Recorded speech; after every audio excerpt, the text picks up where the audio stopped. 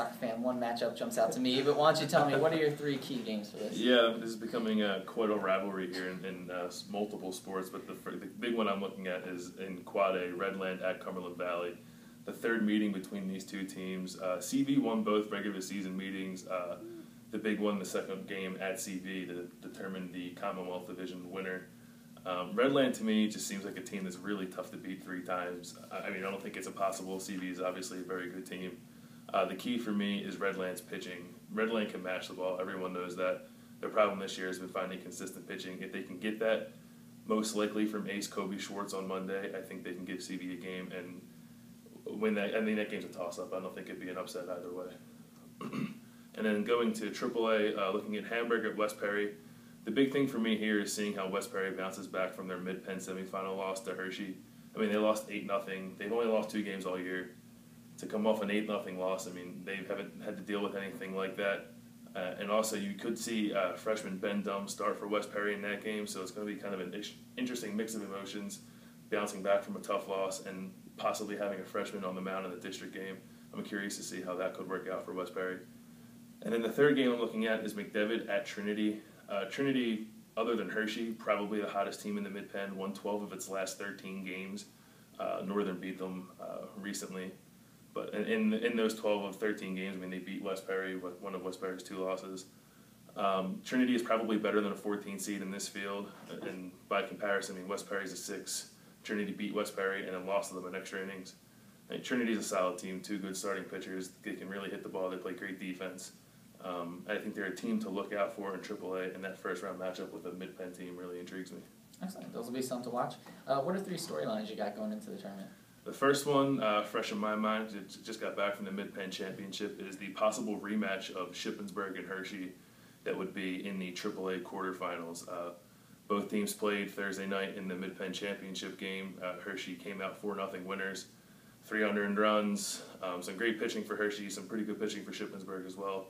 I think these teams are pretty evenly matched. I mean, Hershey's got unbelievable pitching. I mean, 27 straight scoreless innings. Two really good, I guess they have 2 aces. They have Zach Dreyer, Jack Stover. But Shippensburg has good pitching as well. They have 4 kids who probably would be aces on most teams, if not number 2s on most teams. The thing here to look at is Shippensburg will most likely see Zach Dreyer, who they saw in the Mid-Penn Championship, again in that quarterfinal matchup if both are to advance to that round. And, I mean, Dreyer's a tough matchup, but Shippensburg just saw him, and it'll be a week break in between, so that could work in Ship's favor. Excellent. And then another storyline I'm looking at is the Mid-Penn in general. I mean, 18 teams from the Mid-Penn qualified for this tournament, which is pretty impressive when you think of all the leagues that are in it. The only thing that kind of stinks for the Mid-Penn is that 8 of those teams are going to play each other in either the preliminary round or the first round. I would say the Mid-Penn's probably the best league in District 3, but they're going to beat up on each other in the first 2 rounds and knock out almost half the field before quarterfinals roll around. And then finally, big storyline I always look at in baseball playoffs is pitching. I don't think I'd surprise anybody by saying that pitching wins championships, and we have plenty of it here with the teams that we cover. One team I'm looking at is Northern. They have their ace, Vince Apicella, back. Whether or not that's in a starting role or a relieving role is yet to be determined, but he has pitched here in the last few games of the regular season and pitched fairly well. Probably not back to 100% yet, but I think he's on his way. Cedar Cliff has Jeremy Charles, the strikeout machine. I mean, if I was in a 1-game playoff and I had to pick a pitcher, I'd probably pick Jeremy Charles, just the way he's thrown this year. Shippensburg, as I mentioned, has 4 solid pitchers. Trinity and West Perry have 2 starters. Big Spring has the potential with their rotation. Probably didn't live up to the level they can pitch to that much this season, but Cody Richmond pitched well. Kyler Brown is capable of pitching well, and if those guys kind of get in sync, they can be a team to look out for in AAA as well. Absolutely. So there's a couple, but who are some other players to watch in the tournament? One player I'm looking at is Marshall Whitmer from Shippensburg. He had some arm trouble earlier in the season. Took a rest from pitching. He pitched recently in the Mid-Penn playoffs. Pitched in both games, back-to-back nights. Pitched 3 1/3 innings, had 7 strikeouts, no hits, gave up an unearned run. I think he walked 2. He's a guy, he's got great stuff. I mean, he's probably going to be the closer for Shippensburg University here in a couple of years. But for Ship High School right now, I mean, he can be either a starter or a closer. And with the 3 kids they have, Travis Ott, Andrew Kozier, and freshman Cordell Shannon, there would probably be enough to start. And if you can bring in a kid like Whitmer to close, I mean, that's a pretty deadly combination. And then also, I mean, he's swinging a hot bat, hitting well over 400 at the top of a very strong lineup for Shippensburg. So he's one kid I'm looking at. Another one I'm looking at is Shane Dressler from Redland, the junior first baseman, the cleanup hitter, really the anchor to that really very potent Redland lineup. He's hitting 446, 20 RBIs. Flat out, Redland needs to hit because their pitching hasn't been great this season.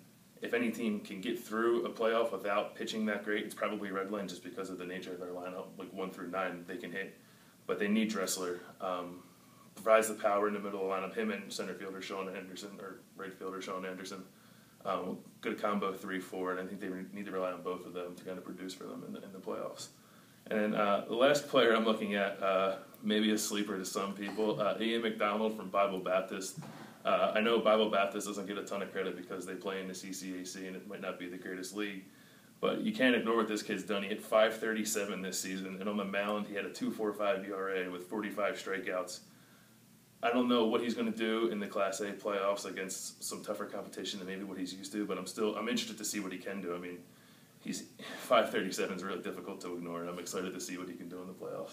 Giving the Bobcats some love, gotta like that. Ultimately, obviously, a ton of mid-pen teams, a ton of local teams. Gotta pick some winners, though. Who you got winning this thing? Quad A, I went almost chalk. I took Cedar Crest, number 2 seed. I mean, I just like the way that team's put together. I'm just looking at their body of work overall. I think they're definitely a team that can come out of that bracket. AAA, I don't think anybody can pick against Hershey. Certainly they could lose. They're human, I think. But like, great pitching, probably 3 or 4 guys that could be number 1s easily on other teams. Great hitting. Dallas Wilson, their catcher, leadoff hitter, is absolutely tearing the cover off the ball right now. I think he came into the mid-pens batting .500 and raised his batting average to give you an idea of how well he's playing right now. And I mean, Shippensburg, I think, can give him a game. There's some other teams that can give him a challenge. But the way they're playing right now, I don't know if anybody can stop them in AAA. And then in AA, kind of the same thinking with Quad A. I went with the Lone Catholic, the 2 seed. Again, just looking at the body of work, I think they're a team that can come out of that bracket. I mean, they're in the lower half of that bracket. But I mean, anything can happen, I guess. But I went with the 2 seed in AA. And then in Class A, went with Camp Hill, the 3 seed. I only saw Camp Hill a few times this year. Had an up and down season, playing in a tough division as a Class A team. But they have excellent pitching in Chad Bronson, their ace. I mean, this kid's a stud, junior right-hander. Throws the ball very well. And then they have a pretty good lineup. Kevin Krensick is hitting the ball well for them this year. Some pop in that lineup, quite a few home runs. And playing in that Class A field, I mean, they've been tested. And we say this about Camp Hill with every sport.